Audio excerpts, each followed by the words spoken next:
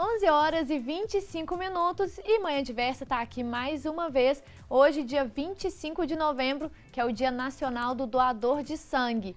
E o programa, não poderia deixar de falar sobre esse assunto que é tão importante. Eu sou doadora, Roberta, e você também é, que eu sei.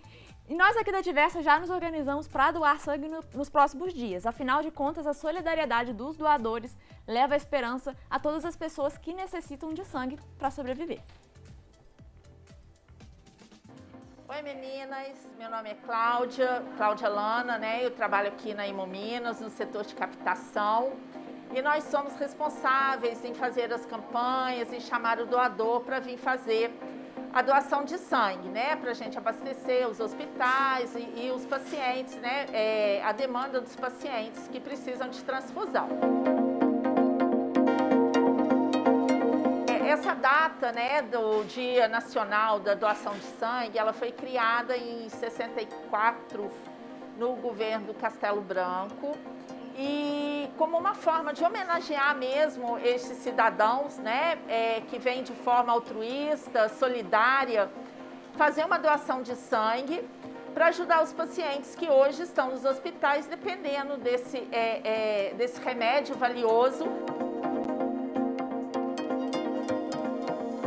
É muito importante porque a única forma hoje da gente ter o sangue é através da doação, Então a gente precisa que o cidadão saudável venha ao Hemominas, venha a um banco de sangue, faça essa doação para que os pacientes recebam quando eles precisarem.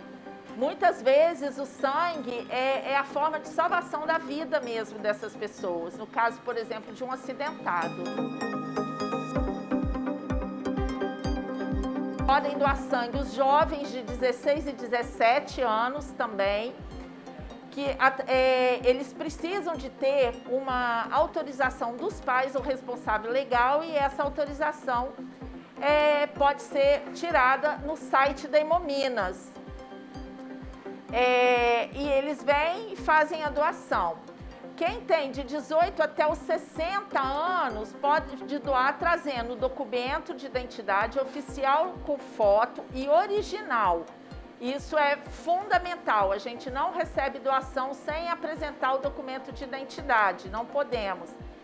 E quem já fez uma doação antes dos 60 anos pode doar até os 69 anos também, entendeu?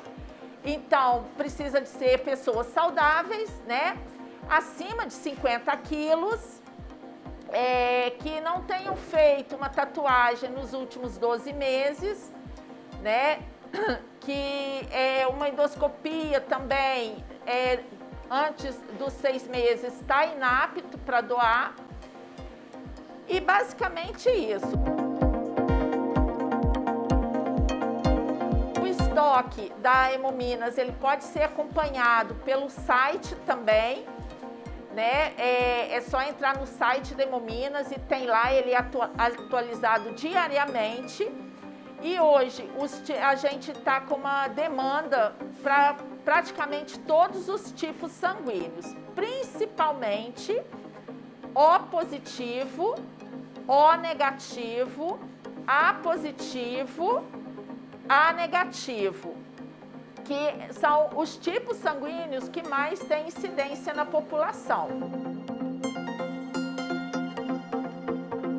Hoje, dia 25, a gente comemora o Dia Nacional do Doador de Sangue e a gente, durante essa semana, a gente está com várias atividades, com sorteios de brindes, que os nossos parceiros muito gentilmente nos cederam para a gente sortear, com distribuição de lembranças alusivas também, a doação de sangue, Estamos com lanchinho especial também durante toda essa semana, Então, quem puder vir agendar a doação, é outra coisa que a gente está pedindo nesse momento, da pandemia, que essas doações sejam agendadas para a gente controlar de uma forma melhor o fluxo de pessoas aqui dentro, para ser um processo seguro para todo mundo.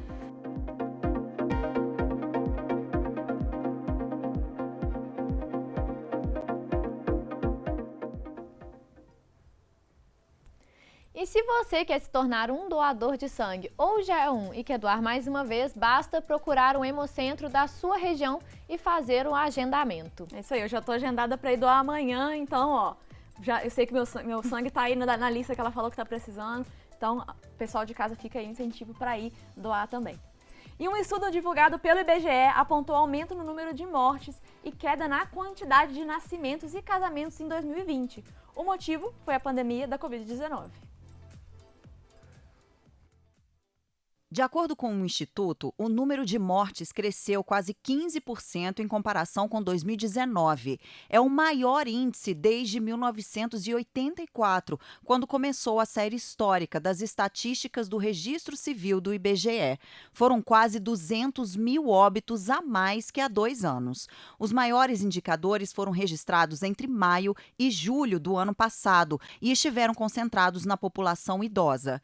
Em relação aos nascimentos, a pesquisa apontou uma queda de pouco mais de 4,5%. Foram 2.728.273 bebês que nasceram em 2020, ou seja, cerca de 160 mil a menos que em 2019.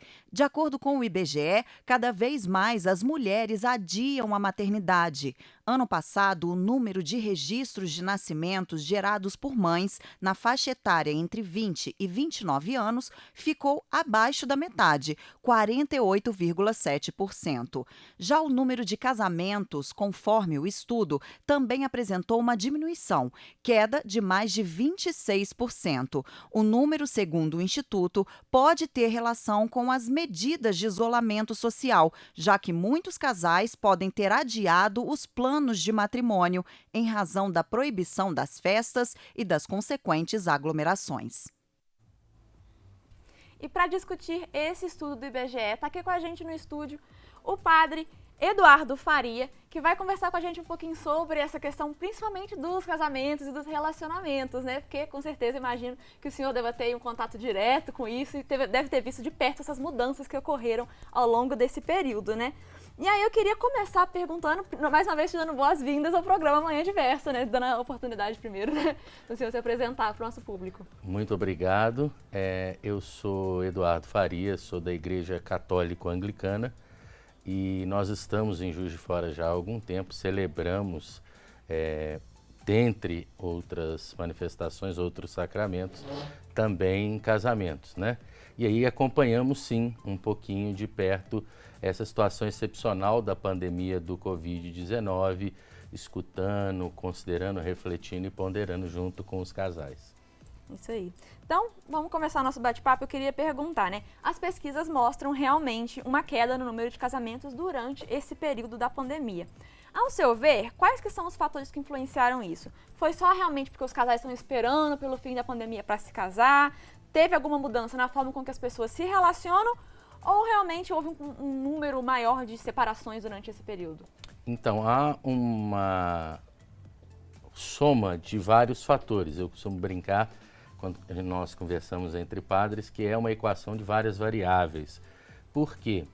Houve sim a imposição da pandemia do Covid-19, que obrigou as pessoas ao isolamento, obrigou a adiarem eventos, e aí sim, nós tivemos um número expressivo de adendos, readequando datas e estruturas, porém, já um pouco antes da pandemia, nós vimos uma mudança de comportamento na sociedade, qual seja a superficialidade das relações, as relações não somente afetivas, as relações sociais, a gente tem visto reflexo disso no cenário político, a gente tem visto isso no reflexo no cenário acadêmico, enfim, as relações estão mais superficiais, as pessoas estão menos comprometidas de maneira geral e o que acaba uma menor fidelização a conceitos estruturais religiosos e também gera reflexo na convivência afetiva, o que faz automaticamente haver uma queda no número de casamentos.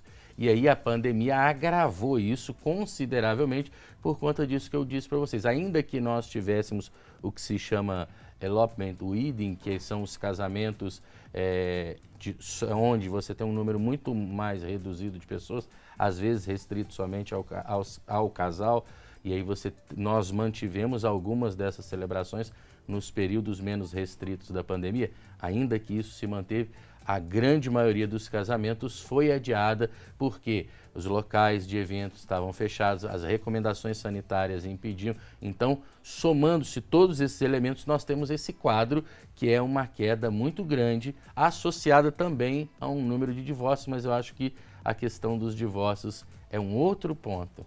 Eu realmente vi exemplos, dois exemplos que o senhor mencionou, de casais que se casaram, só o casal ali. Conheço pessoas que eu nem sabia que estavam noivos e que foram lá, se casaram só o casal. E conheço também pessoas que estão com casamento aí já tentando remarcar há bastante tempo, que precisaram adiar, que estão aí realmente, eu estou acompanhando um pouco como é que é complicado ter que remarcar tudo, né? Mas uma curiosidade, teve casamentos virtuais ao longo da pandemia?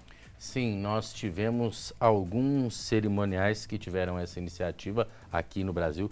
Fora foi um pouco mais comum, fora do Brasil, mas houveram sim celebrações e que criou um formato de celebração relativamente interessante. Porque eu digo, eu particularmente, enquanto um padre, eu digo assim, eu sou um padre que celebro o amor, sempre com amor, e aí a peculiaridade de cada celebração, ela está muito mais nos noivos do que no padre. Então, como eu disse, você tem o casal que celebrou sozinho, porque é uma particularidade deles, eles queriam que fosse no alto de uma montanha, no meio de uma cachoeira, enfim, uma peculiaridade. Você tem o casal que quer a presença de convidados, quer uma coisa mais festiva, mais em comunhão com o seu círculo de convivência, e tem também aqueles que, aderindo à tecnologia, viram nessa possibilidade da cerimônia virtual uma possibilidade de ampliar ao máximo o espectro da participação na celebração,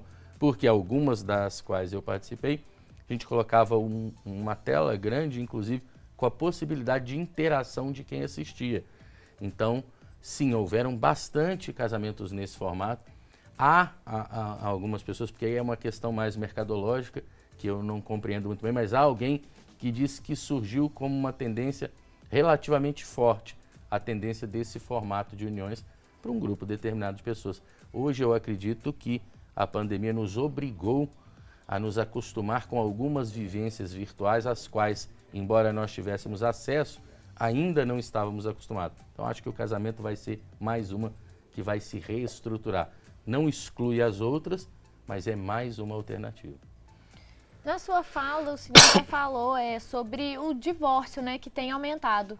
E o jornal O Tempo divulgou aí, né, dados do Colégio Notorial do Brasil, que segundo eles, de janeiro a junho de 2021, foram um total aí de 37.083 divórcios. Um aumento de 24% em relação, então, aí, ao primeiro semestre do ano passado. Ao seu ver, o que se deve a esse aumento desses divórcios? Isso também é uma tendência da sociedade ou a pandemia agravou isso? Então, como eu disse no começo, uma equação de várias variáveis. Essa é uma outra delas. Se nós tínhamos uma movimentação de superficialidade dos relacionamentos, a pandemia nos obrigou a algumas coisas que nós fugíamos antes. Uma delas, o convívio. Você presta atenção que onde você está hoje, a maioria das pessoas está assim. E aquele velho hábito que a gente tinha, vem uma pessoa chata, eu vou fingir que estou falando ao telefone. Então, nós fugíamos de algumas situações. Eu estou chateado, tive uma situação de estresse em casa, eu vou sair. Eu vou jogar futebol com meus amigos, vou tomar uma cerveja, eu vou. E a pandemia impediu essa possibilidade do eu vou e nos obrigou a conviver. Então, alguns relacionamentos que não estavam preparados para isso tiveram uma overdose de convivência, e essa overdose de convivência, porque este grupo de pessoas não foi formada para esse tipo de convivência, gerou essa estafa que se reflete no número acentuado de divórcios. Por quê?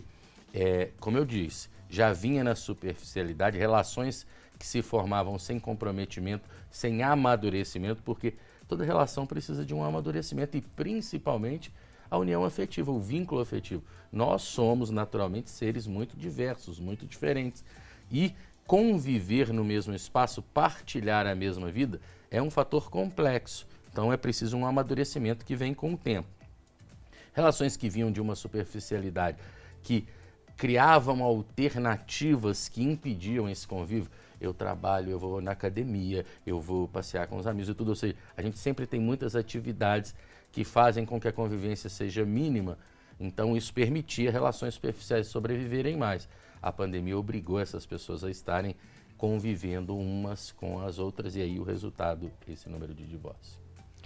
Padre Eduardo, você continua aqui com a gente, porque no próximo bloco tem mais bate-papo aqui no Manhã Diversa. Agora são 11 horas e 44 minutos, já já a gente volta.